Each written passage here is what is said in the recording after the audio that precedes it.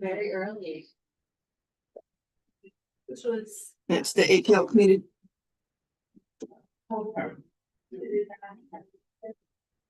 That's the APL community report, 2026. Yeah, it's the most recent thing. Be back.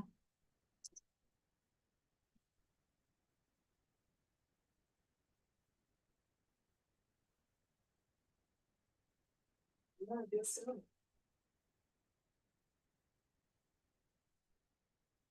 We are live, just so everybody knows that the feed is live.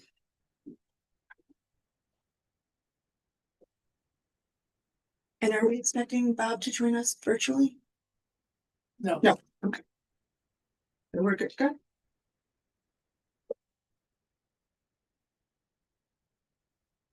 Points.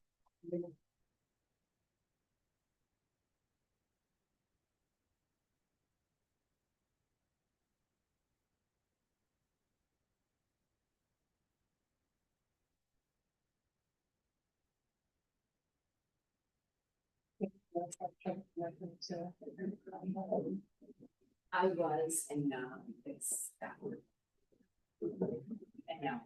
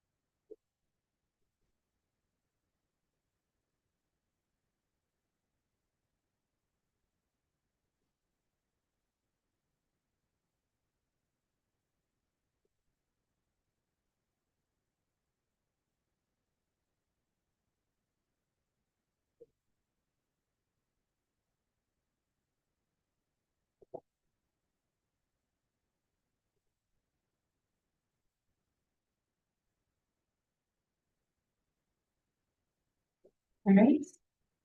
Hello and welcome. It is 6:01. I will go ahead and call this meeting to order. President Trustee Masinski. Vice President Trustee Williams. Vice President Burkayes. Trustee Marlowe. Trustee Jackson. Trustee Barnes, Secretary. Andrew Nicolai, Executive Director. Mackenzie Clark, counsel to the library. Metzger, assistant director. Jones, board treasurer. Member Sub Director. Thank you. And absent tonight are trustees Vanita Gauze and Pryor, all with excused reasons. Is there any public comments? Thanks.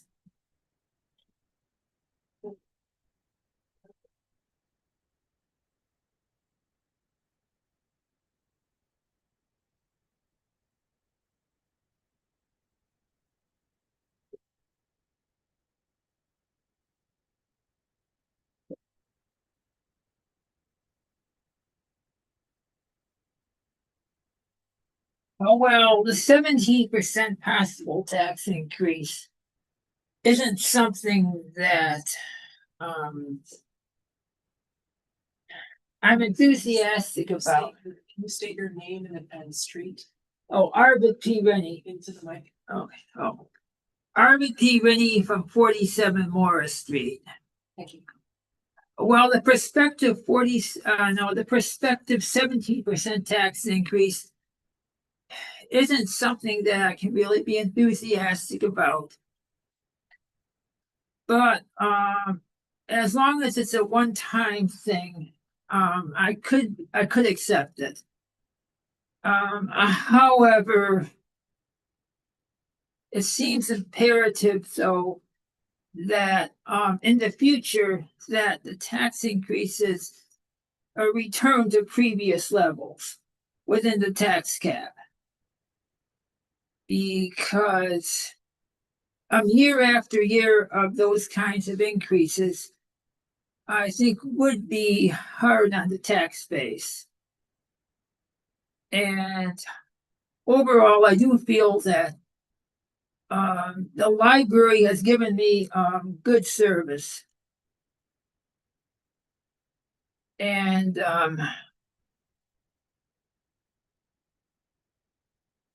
but again, I just feel that if it gets to the situation where there does have to be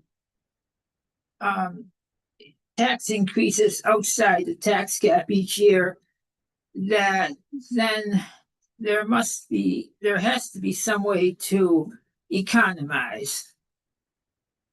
But at this point, I don't feel that the library budget is excessive or overly lavish. But again, I know that inflation is a severe problem these days, especially with the cost of the war and all of the other factors that are driving up the cost of everything from health to insurance. But again, I just feel that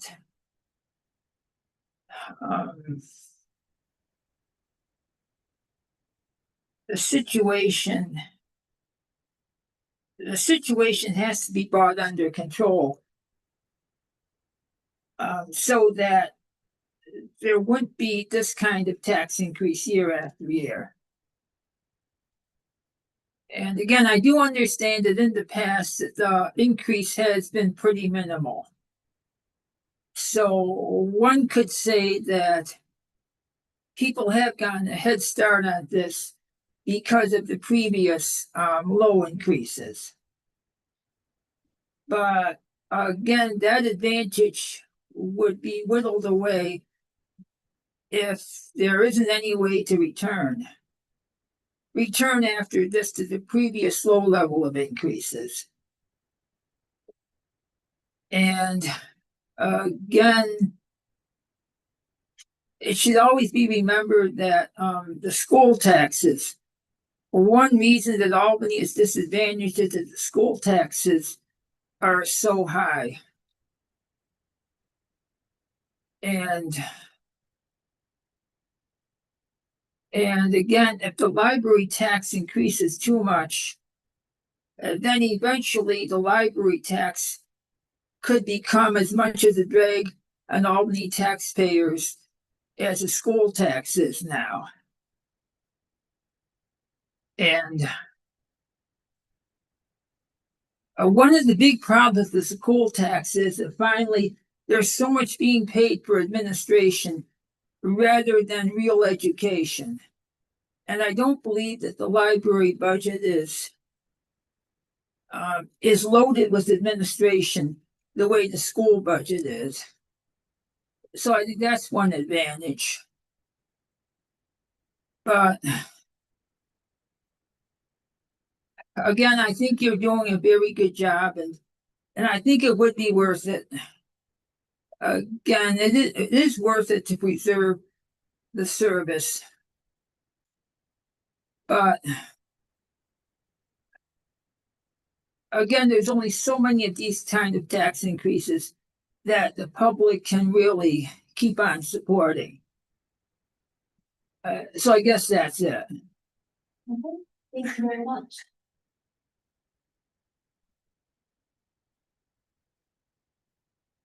Is there any further public comments? Thank you. All right, moving on, our next item Oh, excuse me, sorry, so excited, I'm smashing the microphone. Is the introduction of our new head of public safety.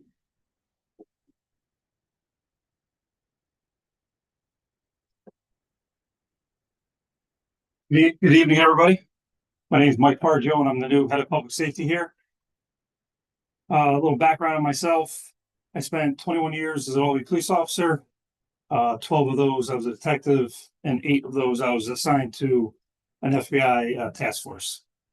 Some goals that I have coming here. I'm looking at the safety procedures and the safety of each branch. And I'm really into training. So I'm looking to train, staff on everything from de-escalation training to what to do in an emergency, whether that's EMS emergency, fire emergency, police involvement emergency, going into lockdowns, lockouts, and everything in between. So training is a big thing for me. So that's my big thing here, is to make sure everyone's safe and ready and able to handle whatever comes through the door. Is anyone have any questions? Well, we have no here with us. We some of this one you said. I started February 2nd. Thank you very much. Yes. So you probably have, you've had an opportunity to visit all the branches and meet the general staff, not just the security staff? Yes, I try to get to each branch at least once a week. I've been to at least one of every branch meeting. So I met with the staff, the managers. I try to be as much involved as I can at every branch. So yeah, I'm always, my door's always open, email's always read, phone's always on, and I do try to travel to each branch at least once a week.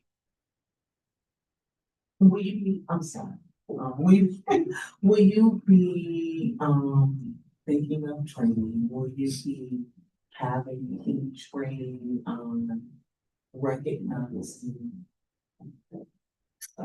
security issues versus mental health crises? Yes. I'm obviously not trained in mental health aspect, but 21 years of being a cop and all the training we did there, yes, that is a big part of the job. Obviously we're open to the public, so we get every person can walk through the door, every person has their own challenges, and we're here to recognize that and help as much as we can. I would also offer that Mike's done a great job connecting with the new CART team on the police force, a special unit that has trained crisis intervention workers. And Mike has also made a connection with Jason Davis at the schools and meets with them regularly about school and school security issues as well. So in addition to what Mike's already shared. All right, thank you very much. Thank you. Just on that note, next week is our staff development day and all the time training day for staff. And Mike is doing a training related part on different issues.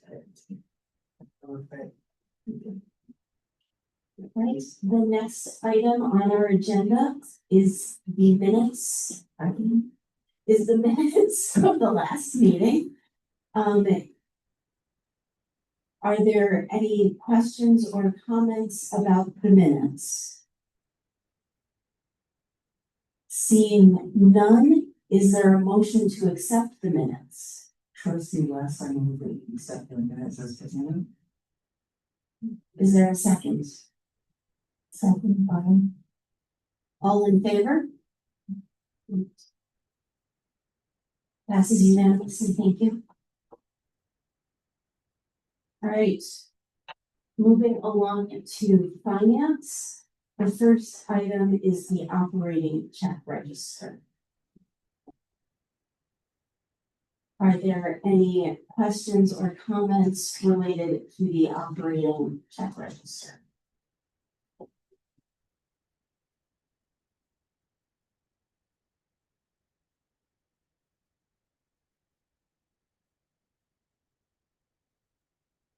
All right.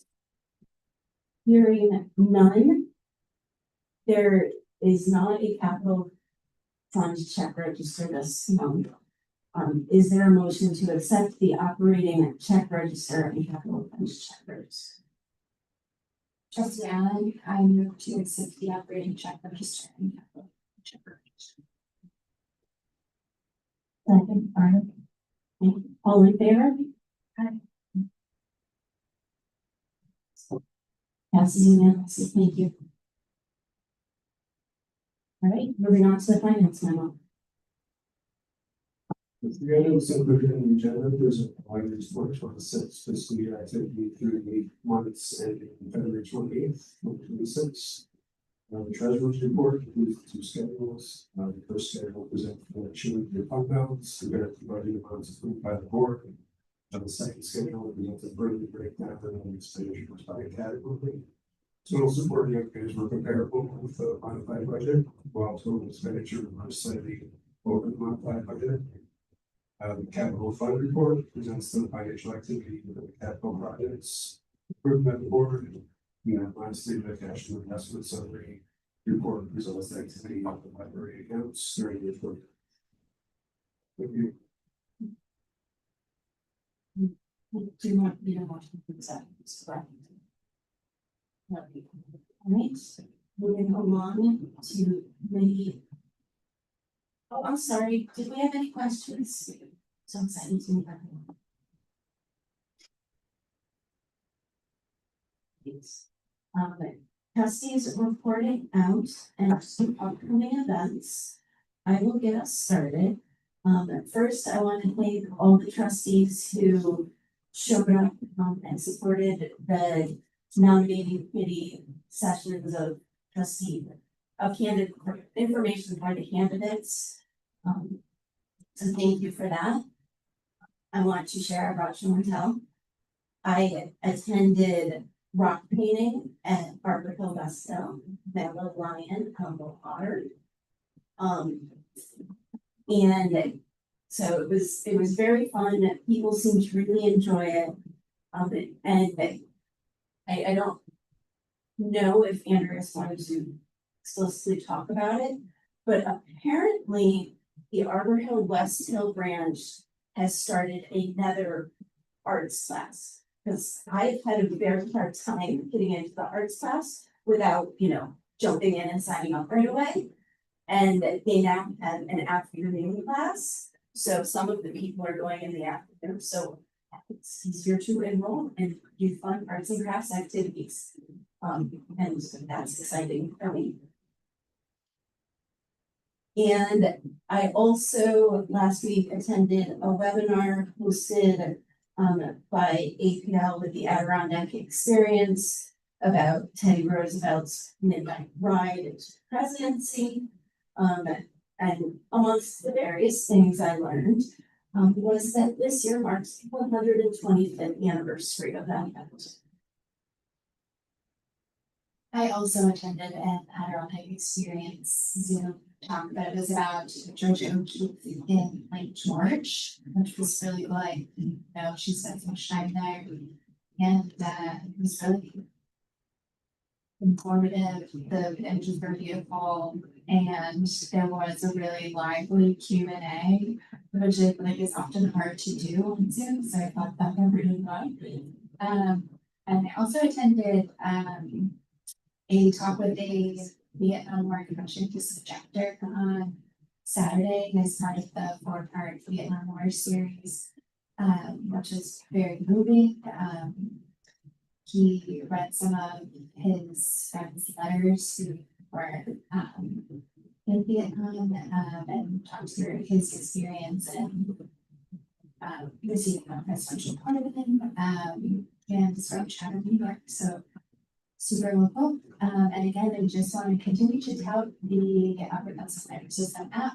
Once again, the book I wanted was not here, but it was in Boyersville, and it got to me in 2 days, and it's so easy to use, and they let me that it was here, and it was really easy. It's National Poetry Month, so I attended a poetry event called Reading Between the Lines. It was a poetry reading with a woman named Natalia Sudanis, who's a immigrant from Odessa, Ukraine. And it was really lovely that her poems really spoke about her experience as an immigrant and, you know, family and, you know, children and spouse were there. And it was like really nice, intimate with Meg, you know, Karen Washington Abbott, you know, after, you know, she read numerous poems, she's like, can we just sit in a circle? We talked about what like poems registered with us, and some of the folks in the audience were poets themselves and talked about their own writing processes. And it was just like a really nice way to ground out the evening and, you know, just hear lots of beautiful imagery. And so also a local individual who was in 10 minutes down the road. So it's very nice to know that we have such talented, award-winning folks in our community, and they choose to share that art and, you know, beautiful perspective on life because of library event. So.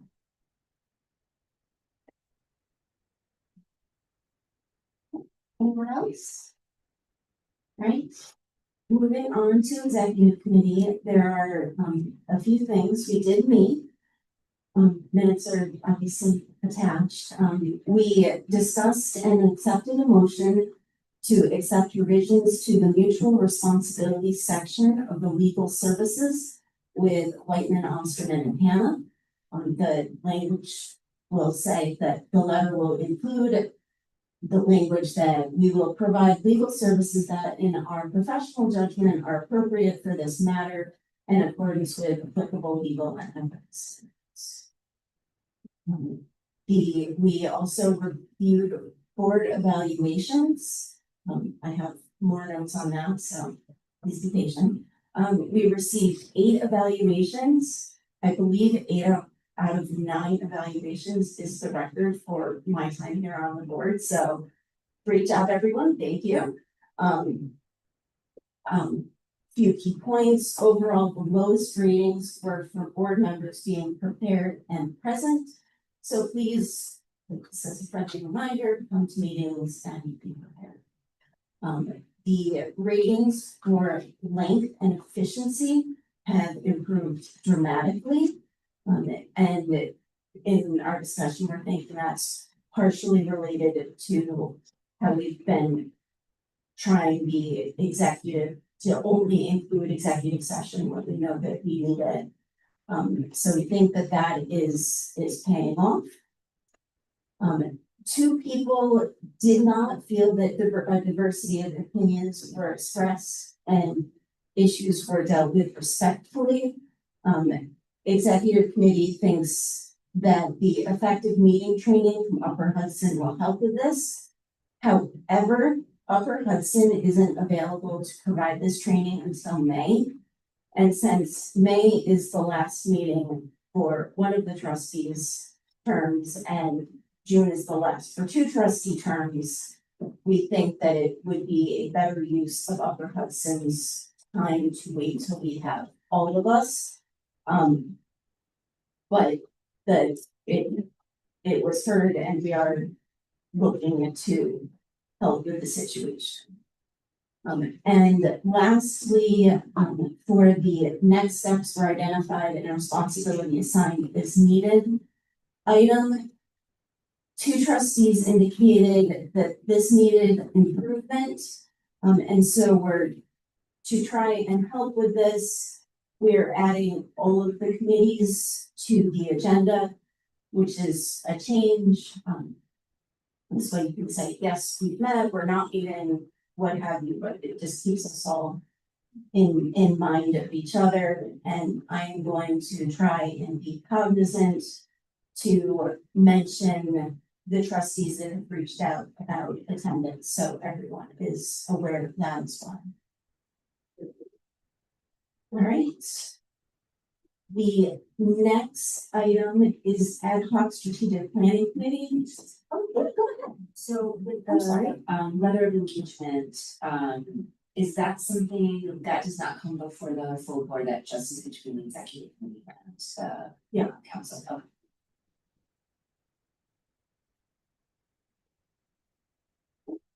I should have given spaces, I'm sorry. Before, ad hoc strategic planning, the ad hoc strategic planning committee did not meet and does not have a meeting scheduled on the books. However, strategic planning is moving right ahead. We just had our board source session right before here. There is a live community survey out there on the internet that I encourage everyone to share with your friends and so that is moving forward. Any questions for strategic planning? Audit and finance. Discuss the report later, right? The strategic plan progress report is on the agenda for later, right? So we'll talk about it. Audit and finance is meeting, this Thursday, the 16th at 5 p.m.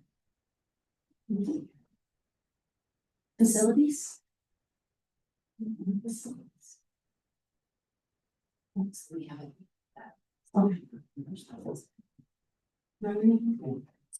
So the nominating committee met, trustee West, the nominating committee met, the day before the first candidate information session, and really all they did was discuss the plan, they run a show for the candidate information sessions, and assign duties for both of those sessions. In light of our chair, not being able to, make them, so that was the crux of our meeting. And then we just divvied up responsibilities and did a high level overview of what to expect for those different information sessions. Okay. Personnel plan. Me, trustee West. So, the personnel committee, has not met, but, we are looking to schedule a meeting, next, either in the next week or the beginning, or the 27th. I'm just waiting for the rest of the members to confirm which date and time that they are available, so we can begin, our process of the annual, executive director evaluation. Policy, I'm sorry, any questions? Trustee West, can you share those dates with me? It's gonna absolutely, once they tell us. Policy and governance committee? Policy and governance will be reviewing on Wednesday, April 22nd at noon, here in Washington Avenue, local stadium.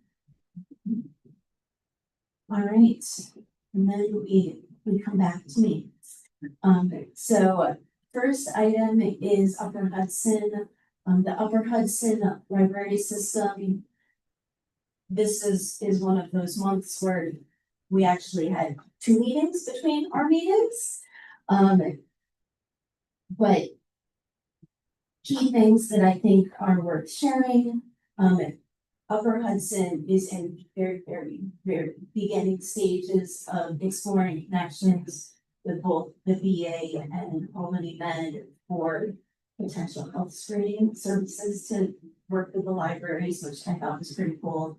That's a ways out, so don't expect anything soon, but I thought it was a cool thing they were planning. They've been finally got this work done on the Upper Hudson building itself to help it be ADA compliant. Some of you on the board may remember Mary Fellows, who works at Upper Hudson. She came in for a presentation a few years ago, and did use appropriately. But anyway, Mary has been sort of an institution in Upper Hudson for a very long time. She's retiring at the end of this month. And there have been some hiccups with the new catalog interface happening. And Upper Hudson is working with the companies to remedy situations and help all impacted people. And lastly, I want to mention the annual meeting for Upper Hudson, which a bunch of us went to last year, is going to be in Albany this year. It goes back and forth, Albany and Rensselaer counties. This is Albany's year. It will take place June 10th at Love Albany.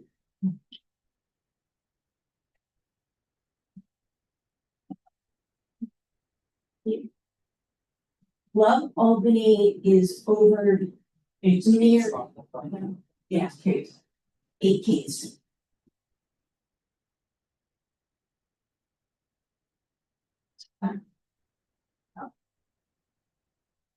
So this is from FMAPL's March investment meeting. We had, Director Nicolai do her report step after our board committee as our board as well. We discussed advocacy for budget vote and things that have to help with that. And I think the biggest update probably is the website. There is a website. It is not fully developed at this point, but people are able to donate through it, and the donations now supposed to be after a lot of work by FMAPL's treasurer to get things working properly. They seem to be going through.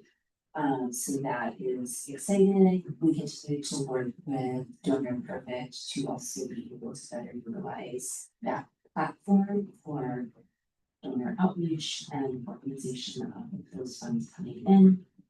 The Tuesday book talks are scheduled for through May and June. And the bylaws committee continues to meet. We met over the weekend, and there'll be a draft of those revisions going to FMAPL for the May meeting, and we meet again tomorrow night.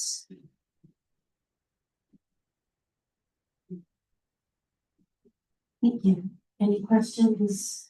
I suppose for, I mean, offer for Upper Hudson, but any Upper Hudson questions or FMAPL questions? Moving on to the executive director's report. Thanks. So I wanted to start this report off with some information that may or may not be new to you. So every year we have these program themes, and they guide our programming and our services for the entire month, each month of the year. And this is the time of year that our Programs and Partnerships Department actually works with the programming staff across Albany Public Library to develop the next fiscal year's worth of monthly program themes. So to come up with that list, we draw on local customs and themes that relate to our demographics in Albany, as well as national themes. And the goal is to, of course, make people feel welcome and to highlight some of the national and local themes that people are thinking about anyway. So, for example, next month or in May, it's Asian American Pacific Islanders Heritage Month. So that's one angle that we're taking on programming. This month is Poetry Month, etc. So we have a lot of resources that we use to kind of build these program themes every year. And I just wanted to call attention to the fact that that actually happens at the library, because you may not know how we come up with these themes.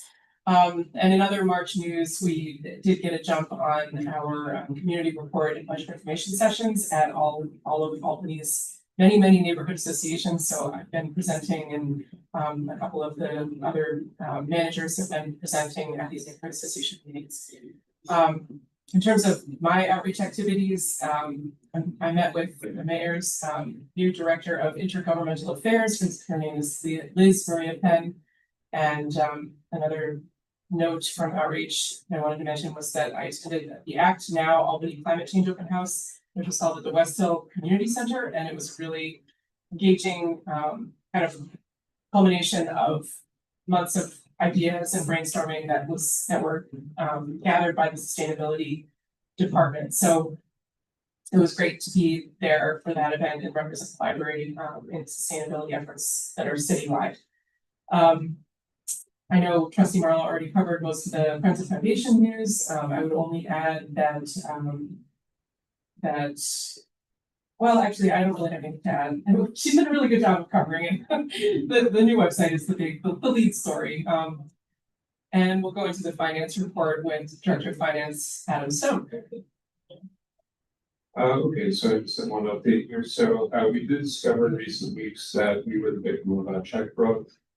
Basically, it appears what happened is that a third party intercepted a check that was meant to one of our vendors and altered the payee information, so they were able to cash the check made out to themselves. It was a fairly large check. It was over $18,000. It was sent to one of our software vendors. So fortunately, we were able to recover 100% of the funds. We worked with the bank to accomplish that. There have been no additional signs of debt since then. So, final appearances, it appears it's a one-time attempt with any luck. And since that, we have implemented additional safeguards to prevent any unauthorized checks from clearing our account going forward. Anyone has any questions on that, please feel free to ask. Trustee West, so, I have a couple of questions. Has the library ever thought about moving to a direct pay and ACH payment for vendors? So a total to just eliminate checks? So we've started to do that with a handful of vendors. I think ultimately it is our goal to continue to move in that direction and really eliminate the focus on checks. The logistics of doing that and for example, it's something I want to discuss with the auditors just to make sure, we have multiple signatures on $10,000 checks. What do we do if we're not paying that check? How can we still retain the same level of, checks and balances? But yeah, I think in general, that is our goal. And so we're sort of making baby steps towards that, I think.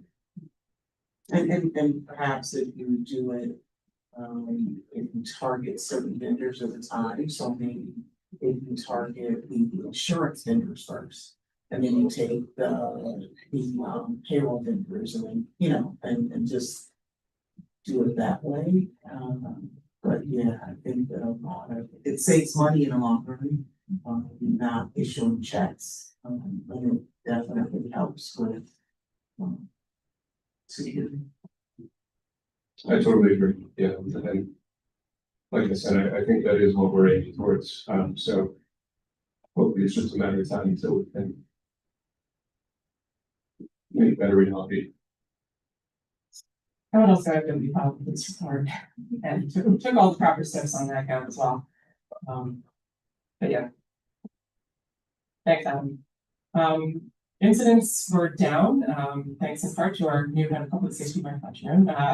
So last month they dropped from 61 to 45. I don't know if it was all down to Mike, but we'll give him good credit for some of that. Our system statistics elsewhere, we'll talk about that, I'm sorry, in the next point. Under community engagement, our library assistant was asked to be part of Mayor Clears's Activate Albany Youth Strategies Policy Committee, which is pretty cool. So Aubrey attended the first meeting in March and looks forward to being part of that effort to empower the youth of Albany and provide opportunities to grow and thrive in the city. Under programs and partnerships. Can I just interrupt really Yes. quickly? I feel like we hear a lot about Aubrey and all the good work that they're doing, and it would be great if Aubrey could come talk to us. Oh, I bet Aubrey would love to do that. Okay, noted. Under programs and partnerships, we were so delighted to be invited to the school district annual professional development day to talk about what APL has to offer to school staff and students and families. We held 2 sessions on that day. A group of, I think, 3 APLers went, and they had a lot of really good engagement with educators and with school staff. And it's, always great to be building that relationship in particular. Featured programs in April revolve around Autism Month, the Poetry Month, Jazz Appreciation Month. So plenty going on around those themes. I like to call out some highlights from each branch. At Arbor Hill Westville, In March, we had a really great showing with our Together We Moved toddler and caregiver dance time. Nothing better than a toddler dance party. At Bach, we had a great music program for Women's History Month with a flute and cello duo. At Delaware, we held a couple of outreach events at Thomas O'Brien Academy and Academy of Science and Technology. That's supposed to be. And pardon? Toast. Okay, let's say toast. Thank you. And we also attended and tabled at a literacy night at Delaware Community School. At Howe, we have a new writers workshop program capably led by librarian Alyssa. At North Albany, we had a new fiber arts program, and that is connected to a larger community project, a community blanket project organized by our Programs and Partnerships Department. At Pine Hills, we partnered once again with the Historic Albany Foundation to host a repair cafe, and these continue to be extraordinarily popular. We had 14 volunteers donate their time, and 82 folks turned up with all kinds of things to fix and left with sharper knives and fixed appliances. And at Washington Avenue, Danielle, one of our adult services librarians, hosted a Shakespeare Macbeth performance, and there were 67 people in attendance, which is also a really great turnout for a Shakespeare event. Wanted to call out under collection management services that Comics Plus continues to be discovered by people. Every time we promote it, we see more people discover and download the app and start borrowing some of the great graphic novels and comics in that collection. And in really great human resources news, Civil Service has added some of our titles to the New York Helps program. So librarian 1, 2, 3, library clerk, library page, public safety specialist. And we are very hopeful that library assistant will be approved in the next few months, which would be another huge win for us. New York Helps program, excuse me, is a it removes barriers to employment, which is a wonderful thing. For us, it saves time, it reduces the length of time between hires. It's great. And finally, under facilities, we did some rewiring here at Washington Avenue and moved a printer to a better place for the printer. And all the staff are just thrilled. Patrons love it too. So that was a nice low cost win for better traffic patterns here at Washington Avenue. So that concludes my report. Thank you.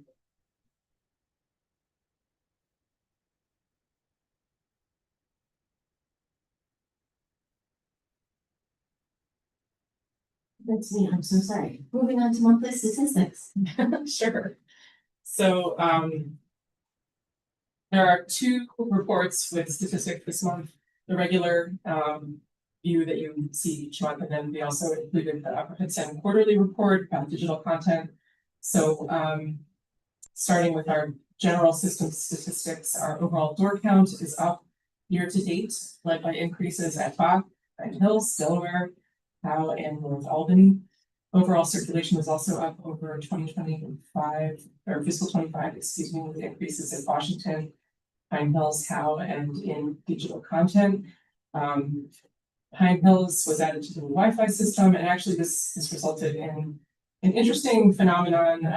Our new Wi-Fi outdoor access points are stronger than our previous ones, and we've had to figure out a way to, going forward from April on, kind of rein that in, because it was extending so far that it was reaching like businesses and a whole school and the whole neighborhood. So it's like reverse inequity or that's not quite the right way to say it, but people shouldn't have access to our strong Wi-Fi just because they're lucky enough to live sort of close enough to Pine Hills. Like we really needed to rein that in so that we know with some certainty that the statistics that we're reporting out on are in fact reflective of the public use of the Wi-Fi at the library or right near the library.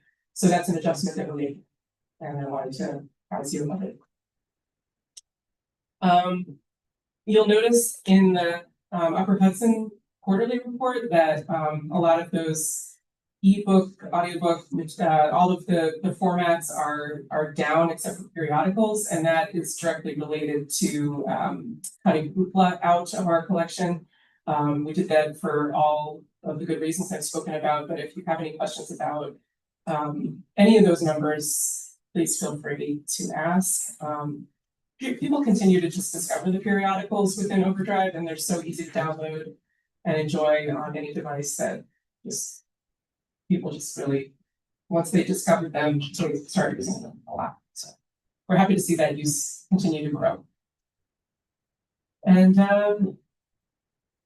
that's pretty much what I wanted to say about the quarterly report. If you don't have consent, but I think the next question is about minutes.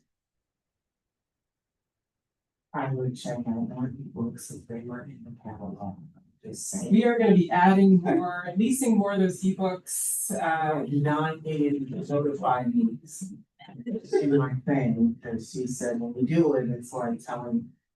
When she reported it, she said, you get notified me, and I'm like, it sucks, because you start a series and you're missing like 7 books.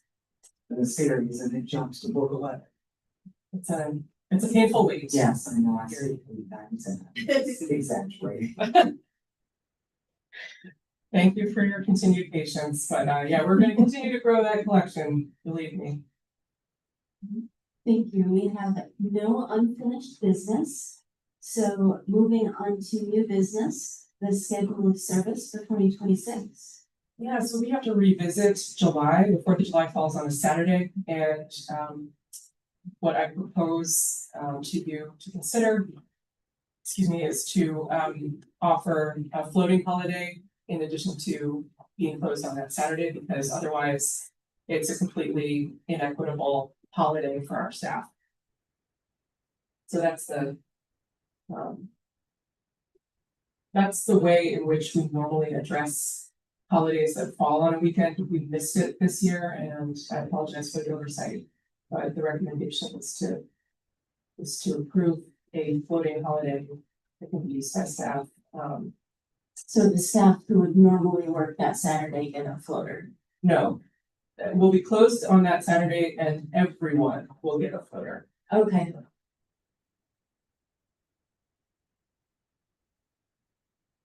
I assume we need a motion to accept that. Is there, before I ask for a motion, does anyone have any additional questions?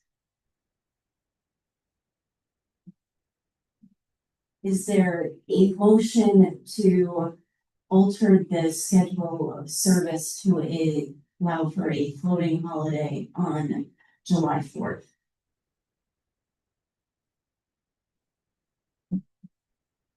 July 3rd. Well, Yeah. I was looking at where Yes. Friday. It won't be, yeah. Yeah, with a floating holiday, basically everyone gets it basically after the 4th. Or after the 30th, as you say. So they will be able to use it anytime after that. Within So I move that we accept the 2026 monthly schedule of service with the caveat that there be a floater holiday, in place of, that there be a floater holiday in the month of July. And then comment, So it will be a friendly amendment, not a or comment. friendly amendment, well, I guess it would be we're having a discussion about the motion, right? No, I just made a motion. So you would make an amendment. I would make an amendment that- So these. I don't know how to word it. The wording I am seeking or is that a motion? July out. Yeah, because then it sounds like we would say the floater can only be used in July and be used any So, time okay, in that so year. I knew that and I purposefully said it because from an HR standpoint, you don't want a day hanging out there forever, right? So let's say it becomes October and Bob is saying, hey, I forgot to take my floater holiday, I'm gonna take it. You really should be taking your holiday, your floaters or your flex time, or giving notice that you're gonna take it in October. So they would need to say, this is just my recommendation, that, hey, this is coming up, I know I get a floater holiday, this is when I want to take it. So they should be providing notice to HR that they're intending on taking this holiday during this specific month. If it's not occurring in July, it really should occur when you're making any changes to your schedule. It should really occur within that 7 day period. Is that how the other floaters are handled? Cause I It should. feel that It should. it should be For the consistent. following period. So, But it should, I'm saying it should. understood, trustee West, I think, I hear everything you're saying, with respect to floating holidays and how they've been handled. Basically, once granted, the staff can take a floating holiday anytime in the rest of that, calendar year. And, it is also true that they need to work with their supervisor to get it approved within, a proper amount of notice, like. And that's true for any time, any PTO that staff have, so we treat it similarly to vacation time and other floating holiday time where. Staff are required to seek approval and get approval from their supervisor in order to be scheduled off on the day that they want to use as their floating holiday. And I get it, I'm just saying for tracking purposes, it has the ability to become difficult. There's not a great tracking system. Or if you have one person tracking 114 employees. We, yeah, understood. The way that we track floating holidays is through Paylocity, the Okay. system. Okay. Well. So what's your main, we're gonna offer them? Yeah, so I think we just to remove July and maybe if you wanna, So I will restate my motion, that we accept the 2026 Albany Public Library Scheduled Service, with, a floating holiday in, recognizing,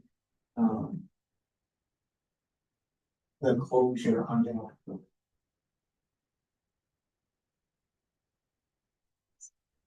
is there a second? Ellen, I second. All in favor?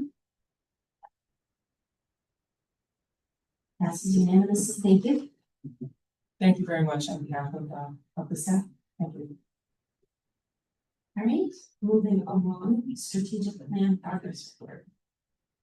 Yeah, so you'll find a memo about our progress so far. I actually just looked back at the contract that we have with Library Strategies, who we've really been enjoying working with so far.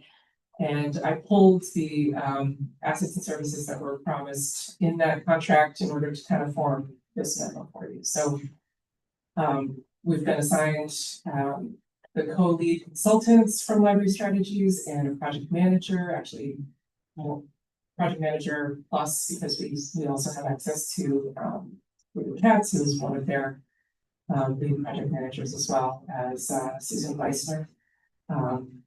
The audit of requested background materials is, I believe, now complete. They certainly have access to a wealth of those background materials that they requested. And all of that is in the Google Drive that they established for kind of managing all of the documents around the strategic plan. They have scheduled they've had one meeting of the steering committee, and they're scheduling the additional meeting for, I believe, after the survey results come in. They have held regular bi-weekly core team meetings, and those are meetings that take place between the project manager and the consultants and the small group of leadership team members. Myself, Melanie Metzger, and Diana DiCarlo are in branch services. So those meetings are just bi-weekly check-ins about the process. They have led a benchmarking analysis and have provided a draft report, which I look forward to sharing with you at some point. I need to check in with them about the status of that and when it would be good to share that, what needs to be done still, and get that out to you. And the source session, of course, we experienced a source session as a board tonight. They've also scheduled a staff source session that's taking place this Friday, the 17th.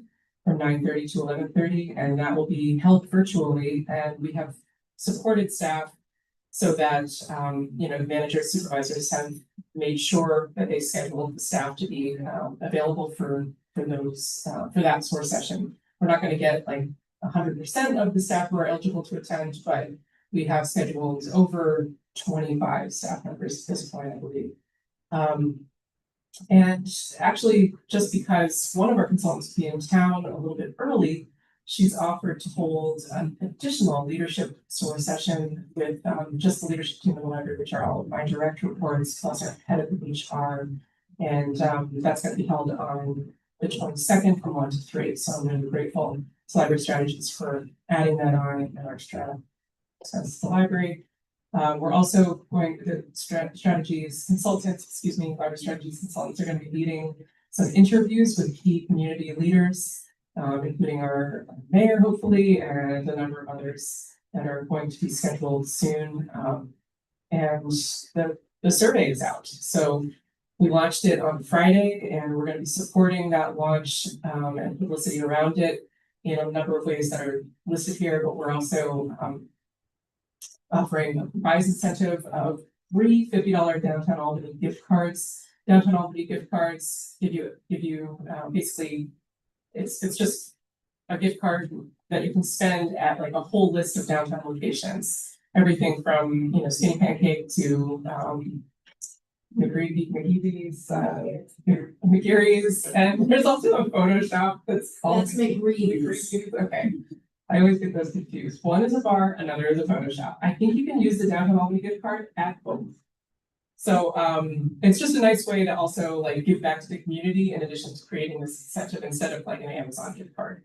We're going to be promoting the survey in a whole slew of ways. We've already got flyers in the branches that are advertising the prize and that have the QR code. We also have paper copies available, of course, for those folks who really want to fill out their survey on paper. We have LED screens in all of our branches, and there's a slider advertising the survey. We're sharing information through word of mouth at all of our service desks. We're including announcements in our email newsletter, and we have a banner on our website right now. Usually that banner is reserved for emergency closings or things of that nature. Of course, we'll still use it that way if and when we need to, but for the time being, we're also using it as a place to advertise our survey. And finally, we'll rely on emails to library partners that come from me, from all of you. We're all encouraged to promote this survey because we want plenty of people to fill it out. It takes about 8 to 10 minutes to complete, and I would, of course, encourage you all to complete it if you haven't already. Our consultants are also scheduling 4 focus group sessions, and we have between 6 and 15 attendees at each of these that have been scheduled. So those are healthy numbers by our consultants' estimation, and we're happy that we got so many yeses response to those focus group invitations. And finally, the target approval date for the completed plan is June 9th. But if the board has any questions about any of these steps of the process, I'm happy to address. So, can you talk again about how the focus groups were put together? And are those sessions open to other people to sit in on, or they're just closed to those focus groups? They're closed, and they're basically invitation only. And the charge for the steering committee members were asked to contribute names from their respective, groups.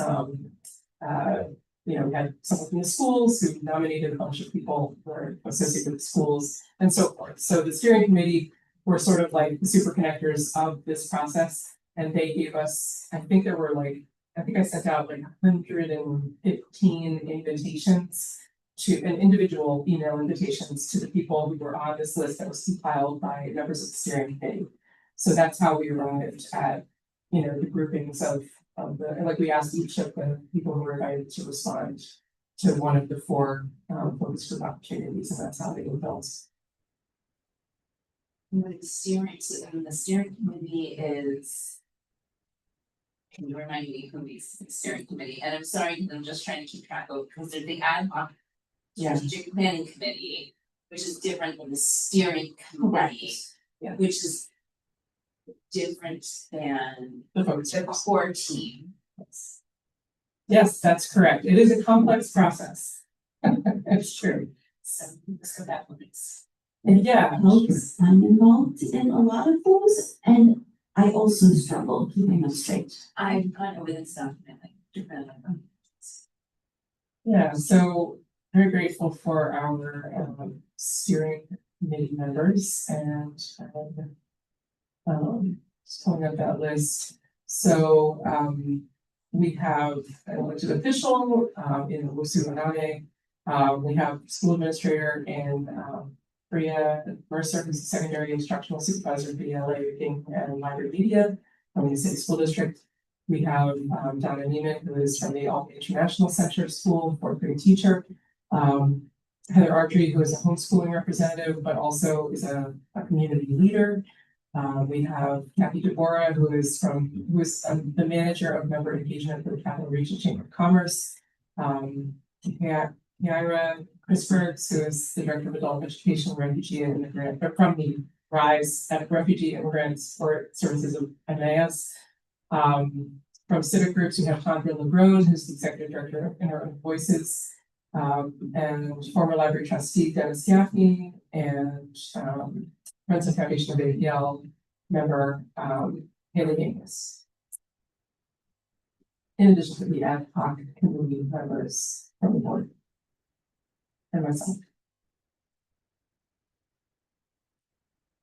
And was a comment to all my questions. I really love the downtown library, breakdown. I mean, Albany, right? Of Albany, the downtown Albany gift card, idea. That was Melanie's idea. She gets credit for that. I wish other communities would do that. I keep searching for my friends that live on Atlanta or Syracuse. I was like, no, they have one. Yeah, it's a great idea. And even when we were doing the SOAR earlier, I was thinking of that as a unique example. I have a question, kind of piggybacks off that. So it said the 811 interviews with people and leaders identified by the project team as critical stakeholders. Are there certain rubrics that you're using to identify them? Yeah, I mean, basically, we're trying to give the interview opportunities to people who are really, really hard to schedule, like the superintendent of schools, the mayor, and other individuals who have like deep history with the library. Another interview subject may be Susan Kaufman, who is the current secretary of the Friends of Foundation Board, and she's also like the longest serving member of the Friends of Foundation. But if you have ideas for other interview subjects, I'd be happy to hear them. Maybe Jack. Oh, that's everything.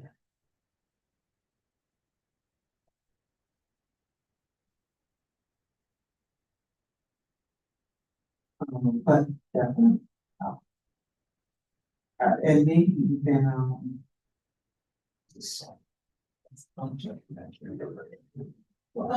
those we said to the board.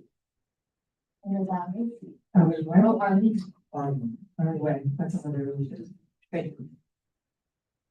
I do believe Arlene was put forward in the.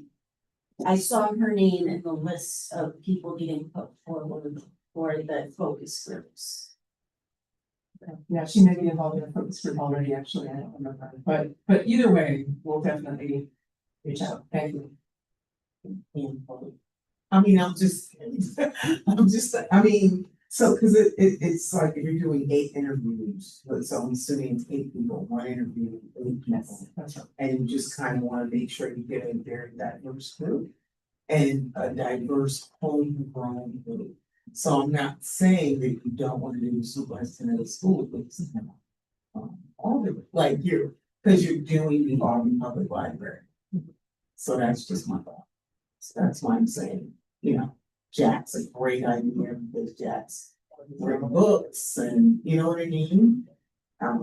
He was selling them for a long time. Just that's one thing.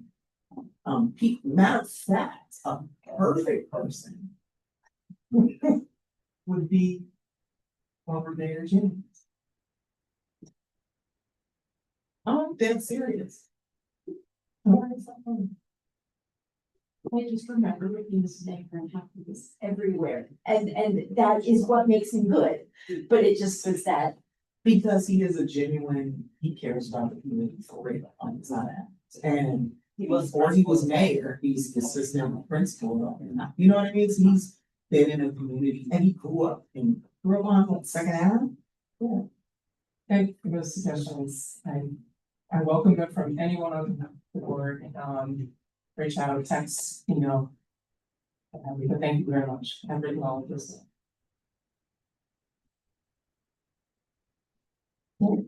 Any further questions, comments about the strategic plan progress report? The only question I have is related to the community survey. In the source session we just did, our consultants mentioned they want non-library users to respond, and it looks like a great list of people who are already plugged into the library, but I'm not sure what the approach is for getting that survey to people who don't necessarily go to our libraries and our library website. Yeah, these are the hardest to get Yeah. people for the survey. But I think that's where you can play a role, because I guarantee you that everyone at this table has access to a group of people who may not use the library as much as you do.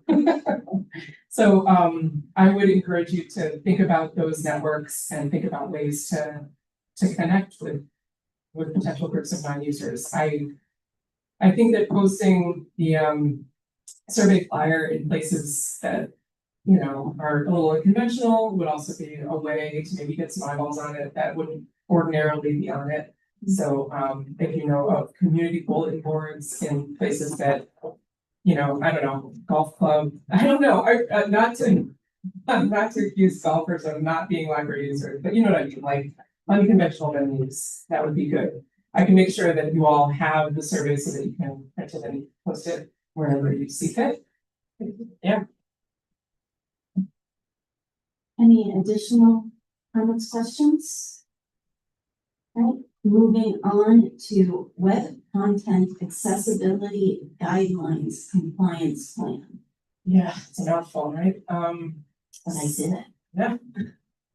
We're calling it WCAG, which is a terrible acronym to pronounce out loud, but anyway. That's how a lot of people are referring to it these days. So we are one of thousands of state and local governments that fall under Title II of the Americans with Disabilities Act, and we're working with our web developer to become compliant. This will take money and time, and it's not something that we necessarily will be able to fit into this fiscal year, but the important thing is to just have a plan. And have a plan by the 26th. So this is the beginning of the plan. Basically, what you're seeing here is an outline that we are going to be able to say, we are aware of this change that has come. We want to be compliant. We want our website and everything that the library offers to be accessible as possible. And even if this weren't a Department of Justice final rule, we would want to do this. So it involves alternative text for images on your website, captioning and transcripts for multimedia, keyword navigability, logical heading structures, color contrast and readability, and searchable machine readable documents, which we're kind of prioritizing the searchable machine readable documents because of course that's this is a public trust, this is a public organization, and having readable documents in the form of, or rather, the agendas, the materials for the meetings is a very important step in being transparent to the community. So that's kind of what we're working on first, making sure that our board documents are machine readable.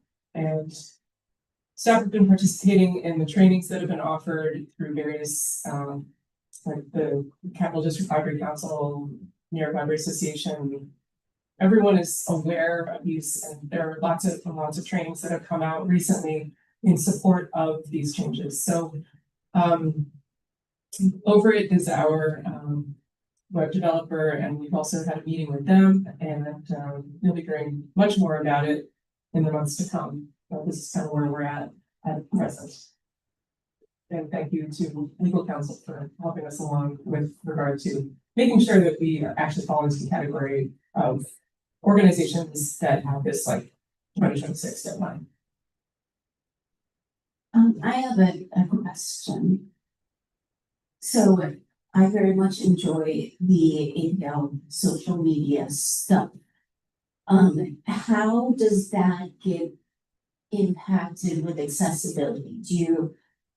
Does each post do you have to go back to posts to describe what the pictures are of, or? This will be a future, like a doing better in the future kind of thing. We can't go back and retro engineer all of our, that would really be a job.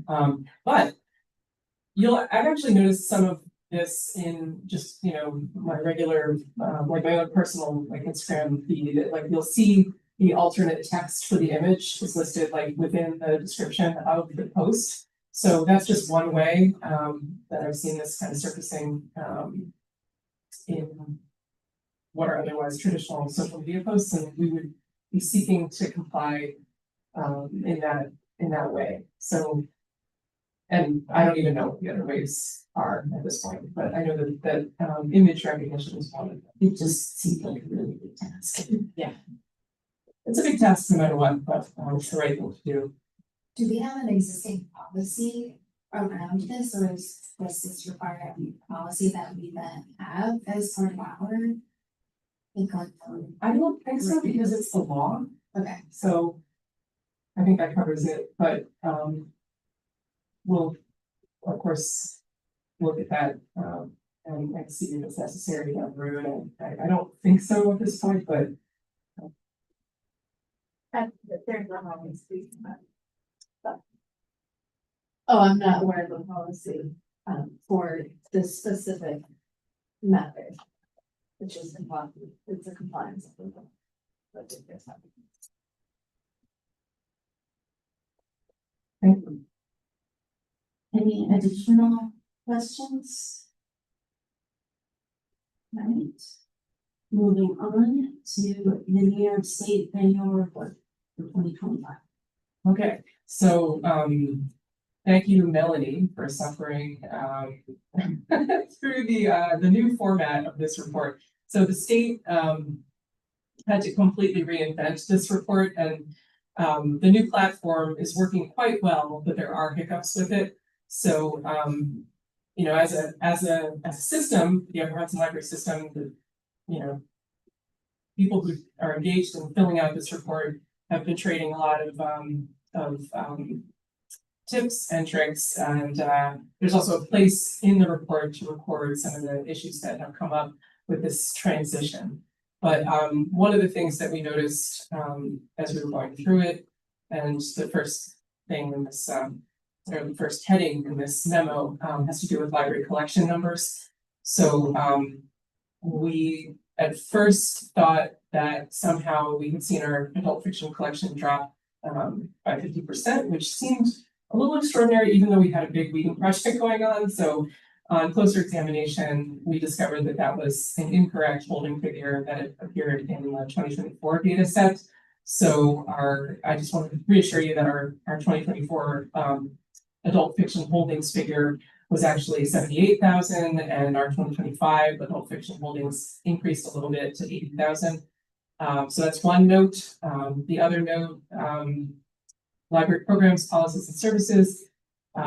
we had to include a note about our new door counter technology. So you've seen that information before because we had to report out to you many months ago when we implemented a new door counter, but we had to include a note in the annual reports that the state would understand the difference between the 2024 number and the 25 number. We also observed a significant 65% decrease in registered borrowers, but that was due to Upper Hudson purging expired cards from the system. And that was something that the Directors Association and everyone involved knew about and was completely consenting so far as like, so it's always proper to housekeep in a system that way. So that purge was expected, planned, and with everyone's knowledge. We saw a 45% increase in live programs, and that's thanks to all the work we did in response to the community survey that we conducted in early 2024, I think it was. And we also saw a 33% increase in program attendance between 2024 and 2025. Under library transactions, again, we've noted the reference transactions drop, and we really don't have a super clear insight about that decrease. But reference staff do record those transactions by hand, and we may just need to come up with a different way of tracking those transactions because I've spoken about this before, but when it gets really busy at the desk, it's very hard, especially if the tracking sheet is buried under other papers at the desk. It's hard to remember to actually make those tick marks. So we may need to do like a weekly audit or we may need to just reconfigure how we are doing counts so that it's not so onerous on staff to do them. Because we're very busy and we know we're busy, but it's, you know, it's also a lot of computer assistance and a lot of like, where's the bathroom? But the directionals and the, you know, we need a way of tracking all of it. And so we have to continue to fine tune that method. So any questions about the annual report data or anything else? Right.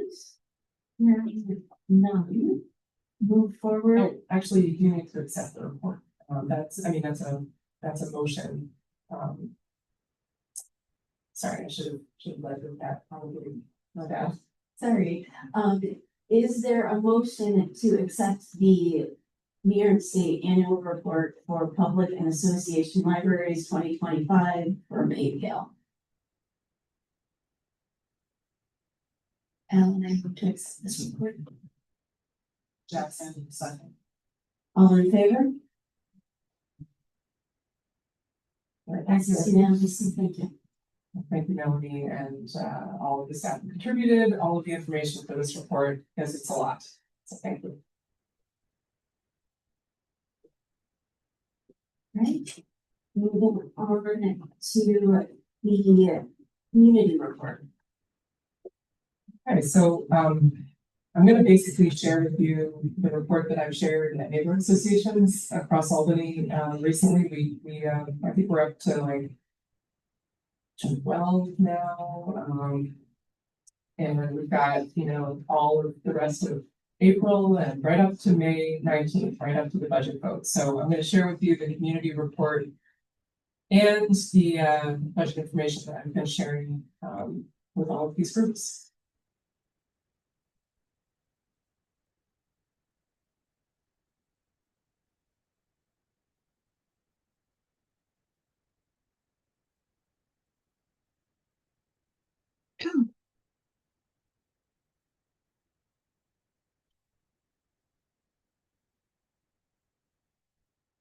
Thanks. Right. Okay. So I normally start by telling folks that this is the time of year that we always share how the library served the community in the prior calendar year and how that kind of leads into what we're asking for the year ahead. So it's a two-parter.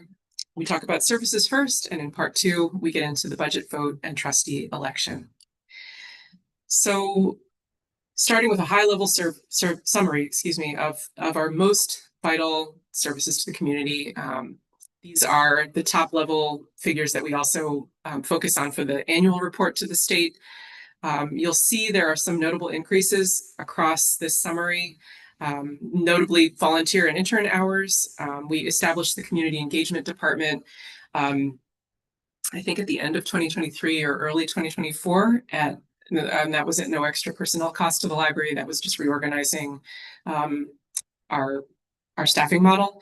But as a result of establishing that department, we were able to reboot our volunteer program and our internship programs and work with a number of new organizations. And I'm so thrilled with the performance of that department in particular, led by Rebecca Lubin and with library assistant Aubrey. Museum and adventure passes, that use was also up 18%. And that was in part due to, I think, the ease of use of the new online reservation system that we have, as well as the addition of some new passes that I'll talk about later. Digital circulation was up 14%, and room use was also up 12%. And I think a lot of that also is down to still the new room reservation system that we have. So I'm going to move into some of the more granular categories now. And I want to start with circulation. So we continue to see a shift between physical use and digital use at the library, and the digital use continues to grow in popularity. We have seen overall from 2019 to present an 118% increase in digital content use. So that's not only the ebooks and audiobooks that are downloadable through Libby, but also now the content that's available through Comics Plus. In terms of our community spaces, so we talk about the fact that, yes, library programs obviously take place in all of our branches, in all of our community spaces, but we also want to highlight the fact that the community has access to all of these spaces through our booking system, and you can reserve space for free. You can hold a craft group like this Ladybug craft group. We're really pleased with this feedback that we got from the Ladybug Craft group, because it not only shows people how the meeting rooms are used by community groups, it also showcases the fact that young people are using our spaces to build community, which is a cool thing. We also see groups like the Albany Zine Club, Mommy and Me clubs, youth activist groups, theater groups, and story and writing groups. I also want to finally note that study room use accounts for 90% of our overall room use, and study rooms have become really popular spots for people to do Zoom job interviews in particular. Library fueled adventures. So we offer, and I'm highlighting 3 different categories of library fueled adventures in this slide. First, the museum and adventure passes that we offer. I spoke about the increase in use that we saw. We added 3 new passes in 2025, the Egg Presents Madison Theater Pass and the National Museum of Racing and Hall of Fame in Saratoga.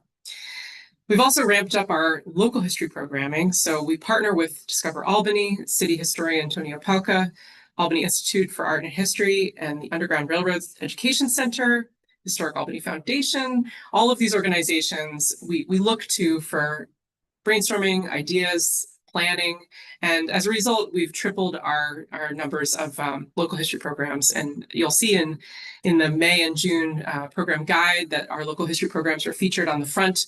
And we're seeing a lot of really good engagement through local history programming, and I'm really pleased with it. Albany Made Creative Lab Makerspace continues to offer really unique programs, and we partner with UAlbany, local artisans, and organizations like Upstitch to teach classes in the Albany Made Creative Lab Makerspace. I want to talk a little bit about growing readers and your right to read and how it is protected. So early literacy support. We really believe that those years before kindergarten are critical, and we know from science that they are critical in nurturing the love of reading in families and in children who are not yet in school. So this is a really important stepping stone. The Growing Readers program is free and open to all children 0 through 5 across the district. We've actually added a number of bilingual programs. In 2025, we offered story times in Arabic and Farsi, and this spring we're offering a regular Spanish bilingual story time at North Albany.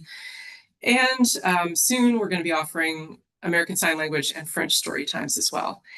At the library, we also protect your right to read. And of course, this board is heavily engaged in protecting that right to read. You all signed on to the Unite Against Book Bans initiative of the American Library Association years ago.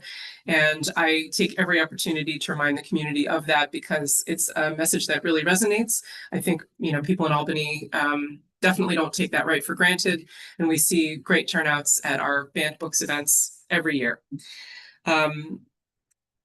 In terms of community engagement, which I've spoken about a little bit prior, we were able to reboot this volunteer and internship program. We have a picture here on the left of some tabling that took place at the grand opening of Washington Park Playground this past year. In the center, featured College of St. Rose Yearbook Digitization Project intern and librarian Danielle, who helped digitize that collection, part of that collection, I should say. We're still hoping to move forward with digitizing the rest of it. But that was a grant-funded project, and we were able to partner with UAlbany to bring in this wonderful intern who helped us with that project. And I always also like to mention that volunteers are regularly stepping into the Bleecker mascot costume. This is something that people love to hear about at community meetings. The fact that if you are 5'5" or 5'6", you can potentially become part of the roster and be Bleecker. You're 5'5"? Yeah. Okay, you make the cut. So See her face. It's a really nice way if you want to support the library in a sort of incognito way. It's a wonderful way to volunteer for the library. I'm going to get into the budget vote and trustee election information now, and I always start with some recent budget history. So you've all, of course, heard this, but I really want to always remind the community, start off by reminding the community of the fact that in 2007, voters approved that 29.1 million branch improvement plan that really expanded library services in the city of Albany and created these walkable neighborhood branches, established the Arbor Hill West Hill branch, established the Bach branch, renovated the other branches, and created this 7-branch system that is so cherished in the city of Albany. That said, we have kept the operating budget tax increases quite minimal since that branch improvement plan was completed. And for 5 years between 2011 and present, there were no library tax increases whatsoever. So we weren't even, the operating budget wasn't even on the ballot in those years. And there are, good explanations for each one of them. Everyone was making the best decisions with the information they had. In the case of the pandemic years, of course, we had no information. We had no idea what was going to happen. But in the remaining years, those tax increases were kept under the tax cap. And so the average increase since 2011, if you look at the average annual increase, it's 1.62%. Versus the rate of inflation in the capital region, which was closer to 2.6%. So that disparity is part of the reason why we are where we are. In terms of our current financial status, and you all know this very well, but we have seen a large reduction to our fund balance last year in the form of the $730,000 deficit that we realized, and we're on track to realize a similar painful deficit at the end of this fiscal year. Those losses come out of our reserve funds, and that is not sustainable. We need to have healthy reserve funds so that we can, for one thing, be eligible for construction grants that are reimbursed after we make the construction cost outlay. We also need reserve funds because we don't receive our tax levy until October. And that means for the first 3 months of the fiscal year, we must have at the very minimum 2.5 million in reserves. And we're getting dangerously close to that red line at this point. So with the operating budget tax levy that is proposed for fiscal 27, we are protecting all of our current branches, all of our current branch hours. We are balancing the operating budget, and we are establishing a contingency and capital improvements line that will help us address those rainy day needs that we will inevitably have with 6 facilities to run. And I say 6 because North Albany is technically managed by the school district. So while the operating budget increase that's proposed does amount to 17% over last year's operating budget tax levy, I want to note that for a home assessed at 250,000, which is in the mid-range of this assessment scale, those homeowners would see their library taxes go up by about $40. So wherever you land on this, and obviously you can use this to help you understand what extra in dollars you will be paying if this budget passes. However, this is also combined with the debt service that the community is still paying down through 2037. And when you combine the debt service percentage with the tax levy increase percentage, it actually comes out to a 14.5% increase over what you paid in library taxes total last year. I also remind the community that 93% of our operating budget is tax dollars. So we do not have a whole lot of other resources in terms of non-tax revenue.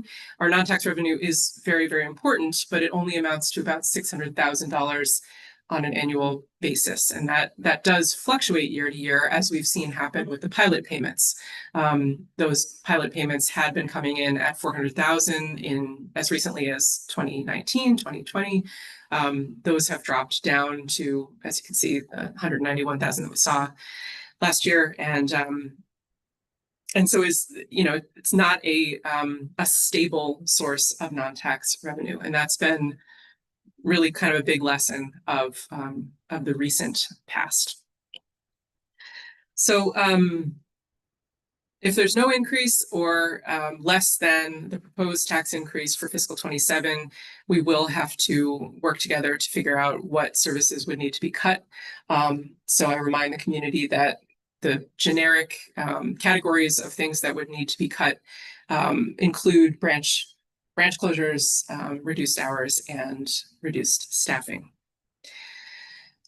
So looking ahead, I spoke about the strategic plan with you all earlier, but I do like to also take this opportunity to remind the community in the presentation that we have a strategic planning process that's going on right now, and it is a scalable strategic plan, of course. So no matter what the future holds, we're going to have a roadmap that is informed by the community as to how we want to use our library resources, whatever they are, how we are going to use those library resources.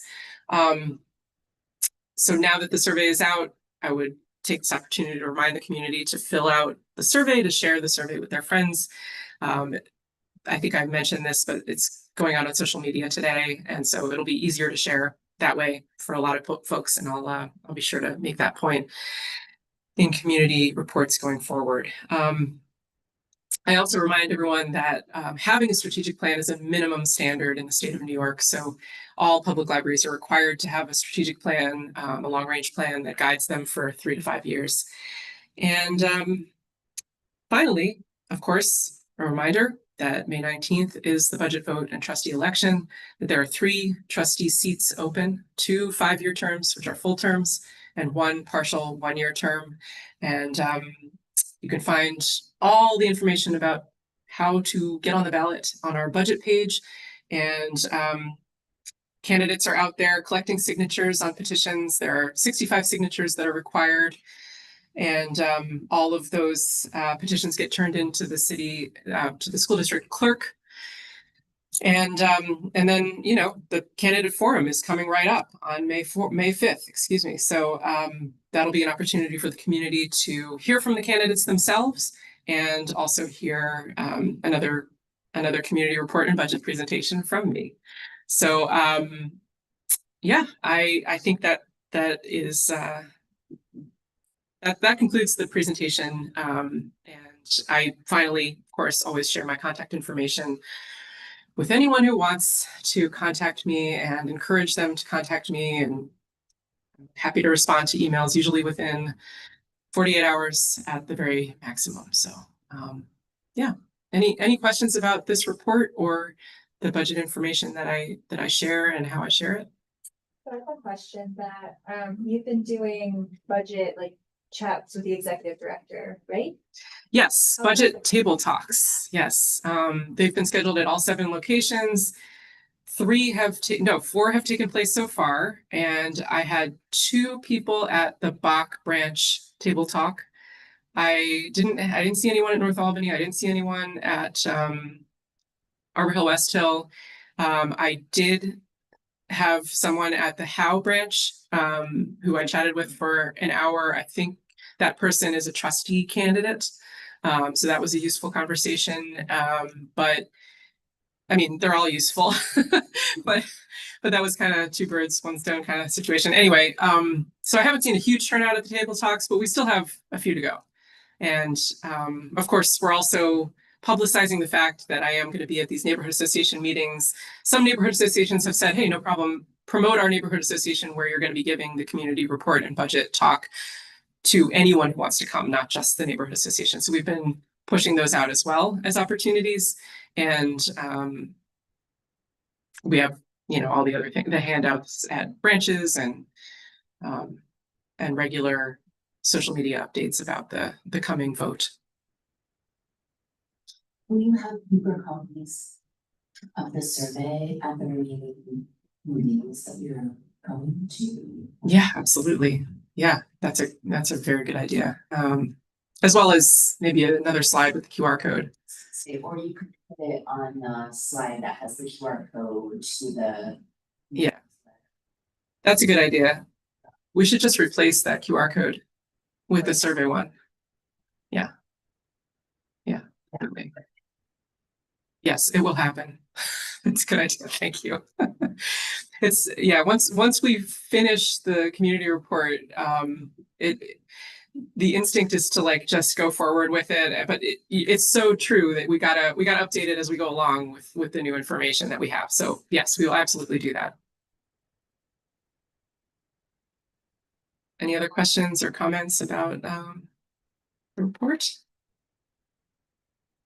I've been really enjoying all of these neighborhood associations that I've visited. It's a great opportunity for me to learn what is going on in the community and hear about the other initiatives that are happening. So, the Green Act, I've been hearing a lot about the US Postal Service and how letter delivery is going in the city of Albany.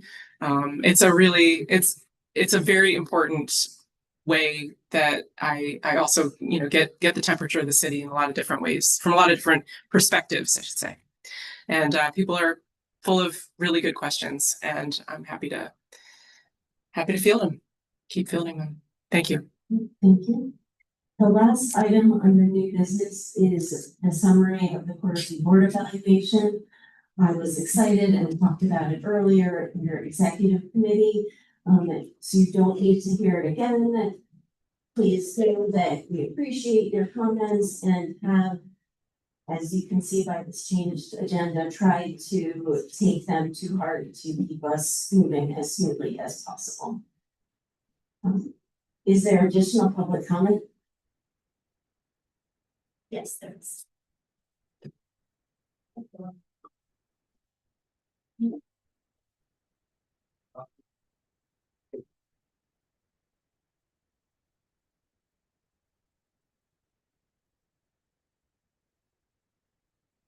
So you'll just state your name and address at the mic. Sure.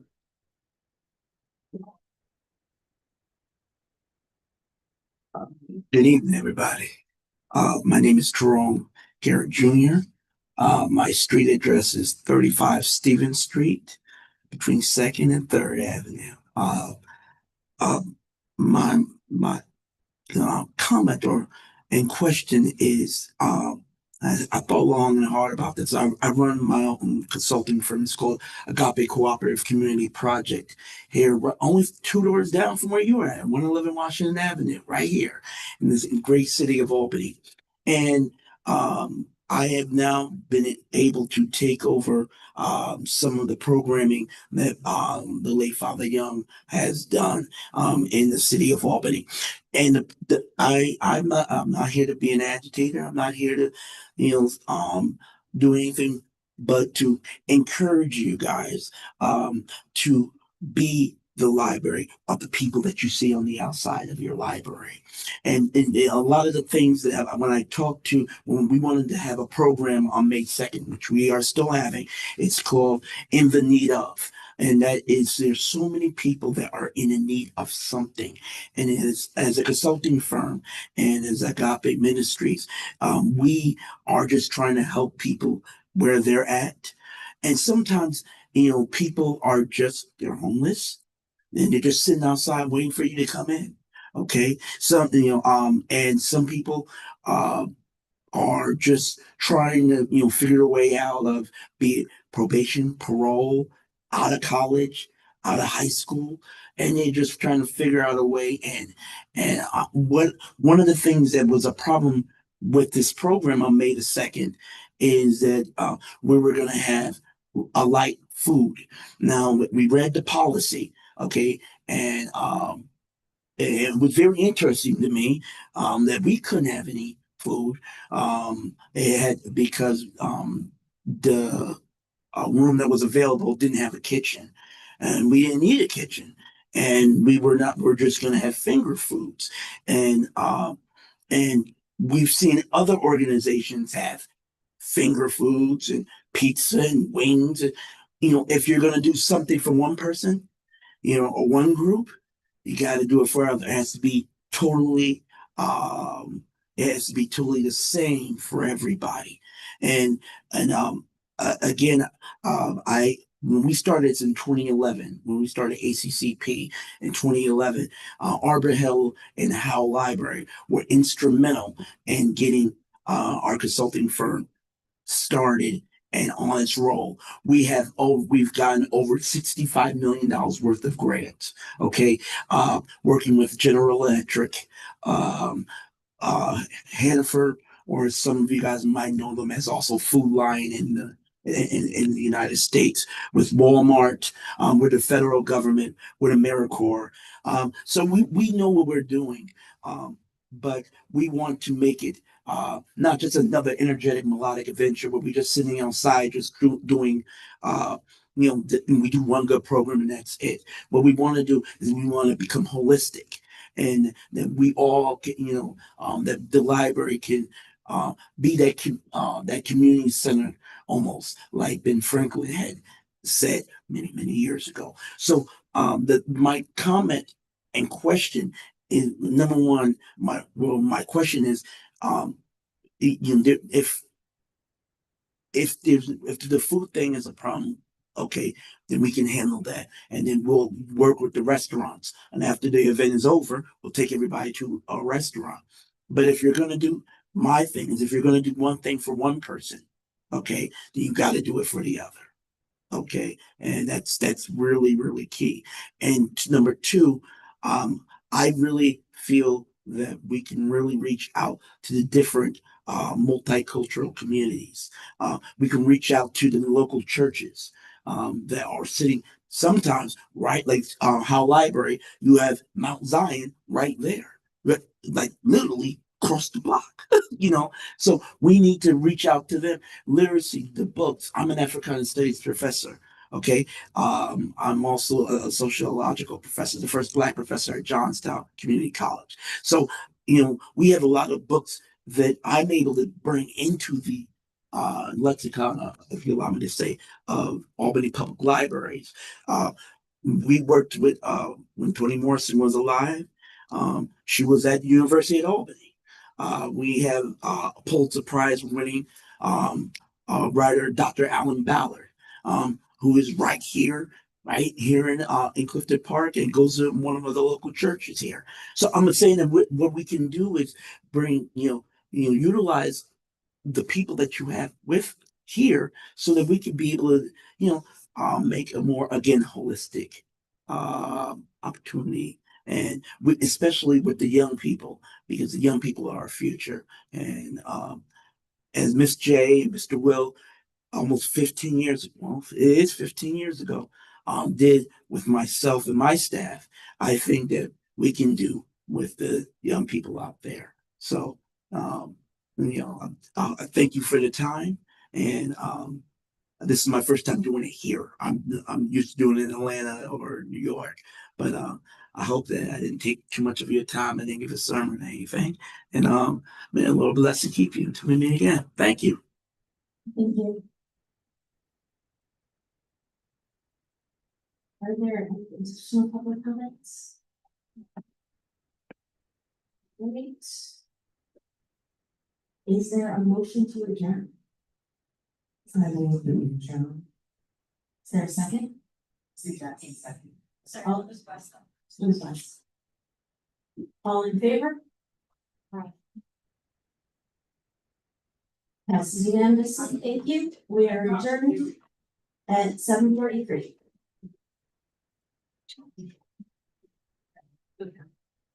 Yes, everybody.